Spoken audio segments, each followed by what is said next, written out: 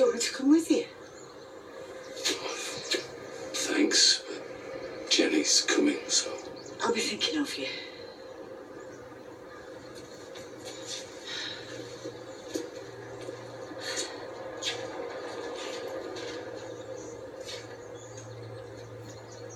You were the only one with any time for Aidan when everyone else turned their backs on him. Yeah, but the whole factory. I mean, I'd have been blown away just to get a few quid. The question is, why'd they try to keep it from you? But do we know that for sure? Adam would have told me normally. It was pretty shifty when Jenny and Carla were in the office. I suspect he's in cahoots with them. And why, at the same time, Carla was trying to get rid of you from... It was your place.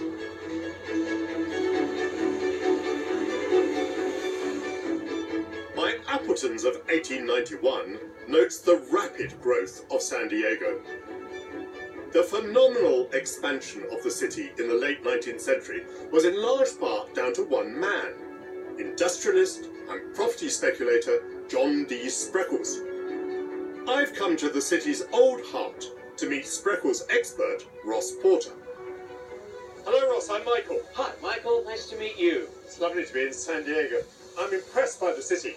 Tell me about John Spreckles. He was the eldest son of the sugar baron, Klaus Spreckles, the founder of the West Coast Sugar Trust. John expanded his father's business, and along the way, he found San Diego. He found his way here and fell in love with the region. What kind of things did he invest in to make the city grow? Oh, well, starting with the coal concession, he then bought the daily newspaper, the Union Tribune, and began to be its publisher. And he created a water supply system for the city as well, with a couple of dams and reservoirs. I take it that railroad connections became important. Very much so. The only connection was north to Los Angeles, so the idea of a rail connection directly to the east across these rugged mountains was what Spreckles envisioned with the San Diego and Arizona Railroad. And they called it the Impossible Railroad because the landscape was so rugged. He finally finished it in 1919, but it almost cost him his business. When the Panama Canal opened in 1914, Spreckles and the city leaders were quick to promote San Diego as the first port of call in the United States. That's what happens when it burps. Balboa Park was built with Spanish colonial pavilions and included the largest outdoor pipe organ in the world. Today it's played by Alison Ludicky.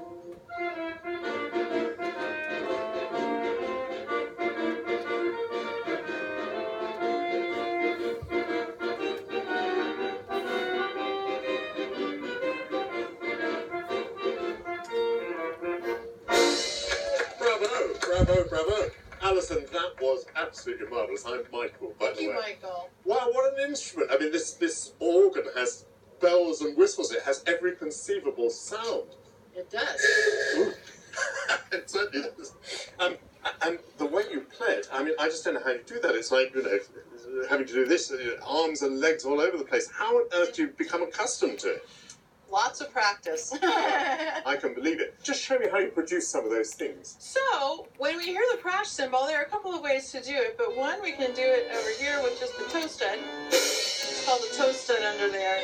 So, fun effects. So some of them are there. Some of them are these little buttons on the side here. We have a police whistle. I think you need a sense of fun to play this, and you have one, don't you? Indeed. It is a joy. Would you be able to show me some of the things that you can do? Yes, please. I would love to teach you how to go from the roll symbol and the crash symbol. So the crash symbol is right here. Someone's filmed one, and that's exactly, it doesn't pause the lid or anything. It doesn't. It drops down. It's in the water now. It's dead. Caught it.